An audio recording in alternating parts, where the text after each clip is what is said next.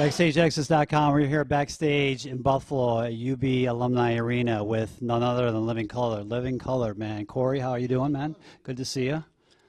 Mr. Will Calhoun. Gotta love him. Drummer extraordinaire from Living Color. First question I have for you guys, if you guys remember this, when's the last time you guys played here? Buffalo. Last time we played Buffalo was the winter of 2007. Yes, it was cold as hell. And it's always cold here. We played here one time for the Buffalo Blues Festival. In the summertime, it was still cold. We played outside in downtown Buffalo.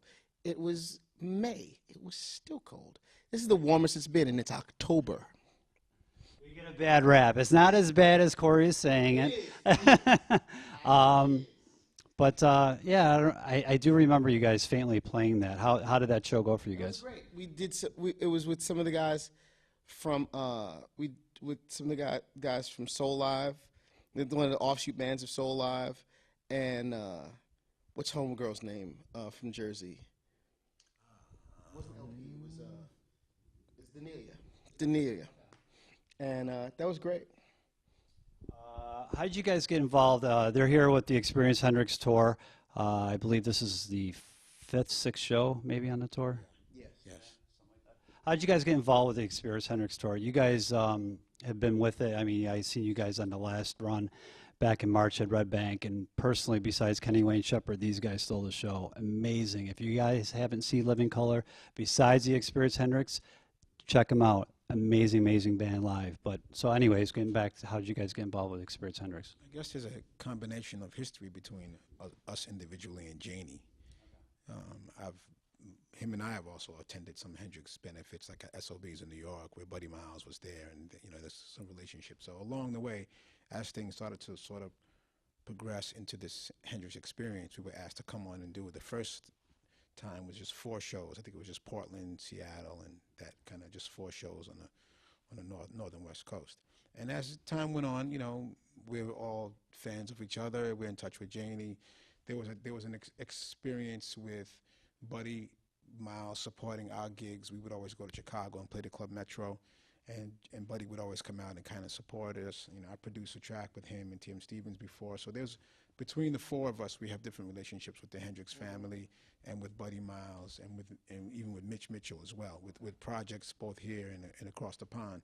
So I guess over a period of time, it's just sort of an invitation, and then one thing led to another, and here we are. And it's a pleasure to be out here with this group of great musicians playing some of the greatest music ever written, in my opinion.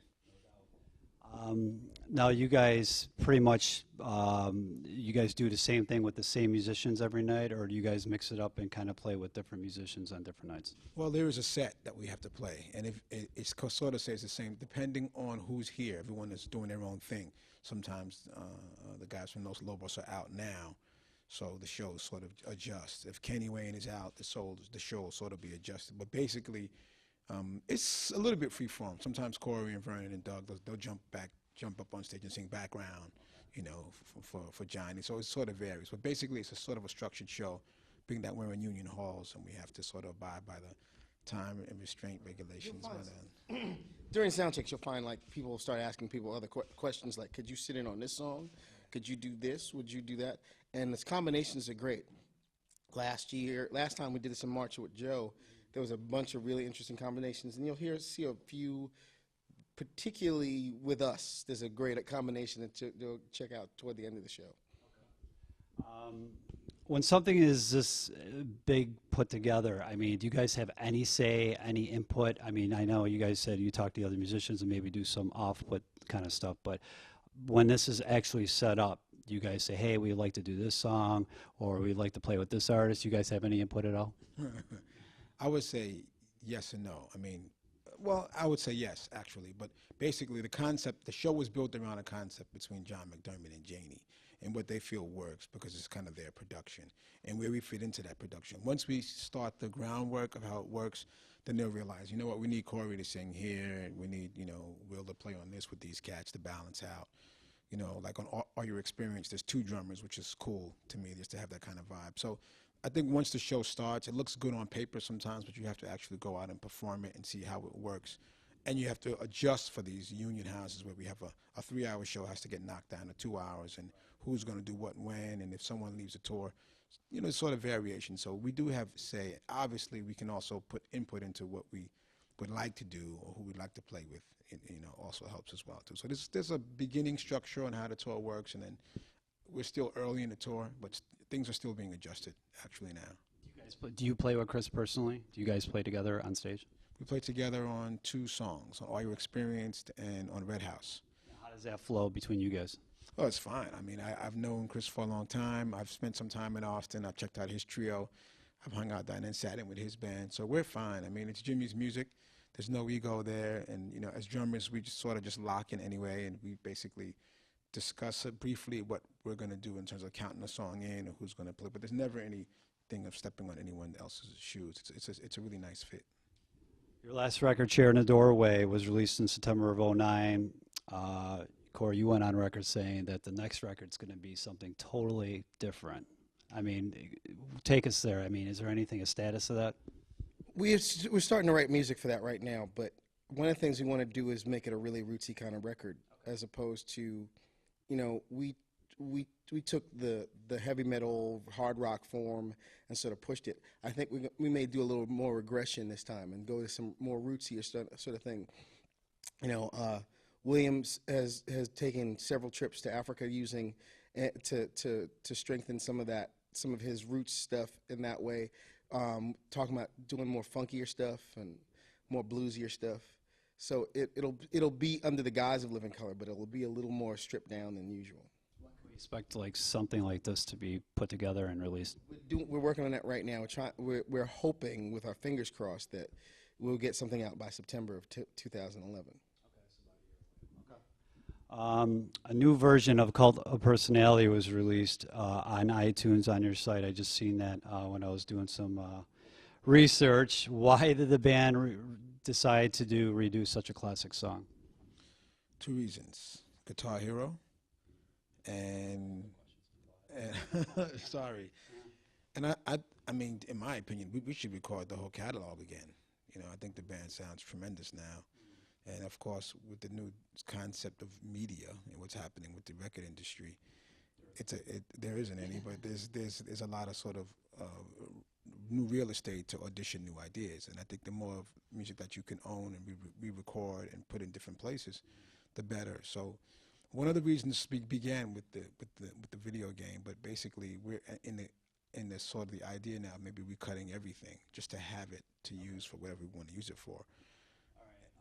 So basically you're saying that, do you guys still own the rights to the original music? Is that why you want to redo it, so you guys own that? Or is you guys just want to redo it just to redo it? Both. Okay. So going back, and you just mentioned Rock Band and Guitar Hero and all those types of games. What's your take on those games? You guys have an opinion, positive or negative? My opinion is positive, and I hope that it would even go a little bit further. I like the fact that it's bringing classic music to young people. I like the idea of them being able to jam on our music or Kiss's music or whoever. That's a great idea, and it to be interactive instead of just picking up your parents' records and putting it on a turntable, which those are starting to die the death of 40 dogs too. But what I would like for it to do is go a step further, maybe even to start to get it to instructional instead of also just being fun. Maybe it can, I mean, with the newer versions of Rock Band and Guitar Hero, they're using live instruments, real instruments, that you can either plug in the controller, or now you can plug in an actual guitar. And if you're hitting the notes right and you're learning and you're playing it on easy and you learn very simply because it's slowed down, you're learning how to play these things, and hopefully that will push you past hearing, Diver Down and want to play something on your own, to go out, that you listen to, okay, you got the riff down, the Cult of Personality, you learned how to play Vernon's guitar solo, I don't know how. And so now you're going to go out and say, okay, I'm going to sit down without the game and write a song. I'm going to, plus I'm going to go find out more about this band that I played on Guitar Hero for 8 billion times and find out what the hell it is that they're about. So it's a good thing. It sort of spreads the wealth around, which is great.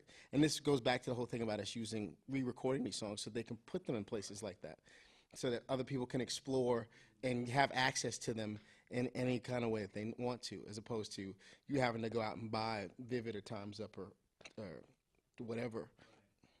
As long as it changes the climate. I mean, the idea is to have the young folks to jam.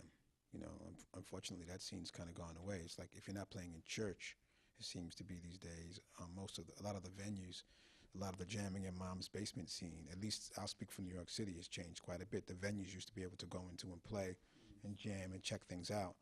So the idea with the games for me is also to change the climate. If you got 20 kids in school talking about a riff or a song, and you know, 5 play guitar, 3 play drums, maybe they can start to get together and jam. That's sort of where it begins. And I think the games are tremendously important for that. Because if you go around on tour like we do, and I like to go into music stores, especially mom and pop stores, and you ask them what the clientele is, and it's either a very serious musician or someone's parent who's into their child playing. Like there's a big gap where there was a time when we used to go to music stores broke just to go hang out and look at stuff and pick up a magazine or buy a pick or a string or a drumstick or what have you.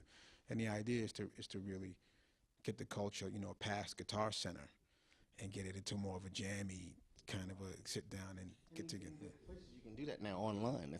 It's fascinating with the way that technology is working now, that you can be a bass player in Budapest and a guitar player in Bahrain and a drummer from, you know, from Brooklyn can all get together and jam together and record it and be a band without having to really interact with each other or see each other. And that I think that's great. And you're crossing the borders. You're dividing. You're not divided anymore. It's, you know, the mom and pop music stores are now virtual now. So there's got to be a way that you still can communicate, and the social networks are really helping out that happen. And like I said, the Guitar Hero and Rock Band, every musician pretty much has a lot of them are favorite to that because it's crossing boundaries that your music would never be heard with kids. But you know, some musicians like I don't want to say like Jimmy Page or something like that, you know, they look as a deterrent because, you know, it's not really the kids really trying to learn the real way, you know, the old style way, you know. It's not. That's because the paradigm has shifted. It's different now. You know, Jimmy Page, I'm sure somebody older than Jimmy Page thinks that the way he learned it was not the way to learn it. He thought the way to learn it is through struggle. You know, so it's that those things shift and those things change from time to time. We're at a point now where in order for you to understand it, the best way for you to understand it is online on a computer, watching it on YouTube. Unfortunately or fortunately, depending on how you see it. And it's not for everybody. For some people, it is just a game.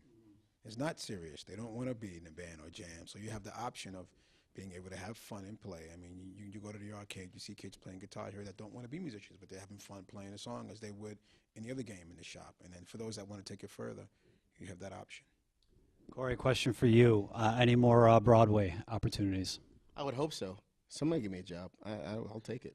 Actually, I'm doing something this spring. I'm going to be in Nashville doing a thing called the Signing Hours. And it's gonna take up some of my time. So I'll be in the Nashville area from April to March doing some stuff. And they may come down and we may do some jamming, literally, in and around that area. So look out. And, so can we get that record out in September and hold true to that date, right? I make no promises. I make none. What bands out there today that is catching your eye or you guys are into? Wow. Today. I gotta think about that. I've basically recently just received a bunch of CDs from some artists in Canada. We were just up in Canada, and I heard some tremendous things, some very tremendous singer-songwriter things. So I've been kind of going through a couple of CDs over the last, 5 or 6 days. That have been quite shocking in a good way for me. But bands, I can't. It seems I don't know. I guess everyone's kind of an artist now. There's not so many band. But I let Corey. I like the new Mars Volta stuff. there's this thing that Jack White is doing, Dead Weather. I'm really digging that. It's basically, White Stripes with a different set of people, but yeah, it's hard. It's hard. I like that stuff. I hate to admit it, but I like Vampire Weekend. I don't want to tell a lot of people that, but I do. I don't know why, but I do. You're learning a lot today. You're learning Corey's closet habits too, I guess, and his likes. Covering some Vampire Weekend on the next Living Color record. Look for that on the next record, possibly. What can the fans expect in 2011 from Living Color? Anything down besides the new record? Anything like touring? What's up? Well, I think we're starting to work our way towards our 25th, I guess, 25 years of insanity celebration. So we're starting to think about and look at a lot of things that we've done over the years and put together some kind of a, package. An old term would be like a yearbook, some kind of a digital media yearbook of what we've accomplished, what we've done, what our interests are individually and collectively, and start to put together something for the fans that have supported us and new fans that have come along. That can help for us to sort of define what Living Color is for us, too, would be great. So it'd be some press, some media, some videos, songs, B-sides, jam sessions, quotes from people, and put together a nice little project. That's coming together. It's taken a while, obviously, but we're starting to compile some things. So look for also some kind of a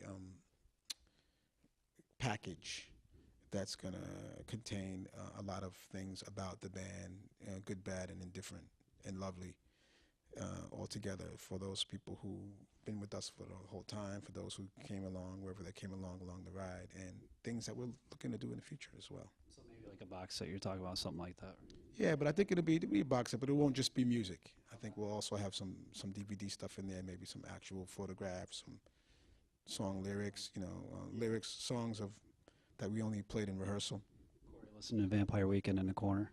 Yeah. I have some pretty priceless cassettes. Daytime, as you might imagine, I put it. I'm in a closet somewhere. You're never gonna see me. You're never gonna watch that ever happen.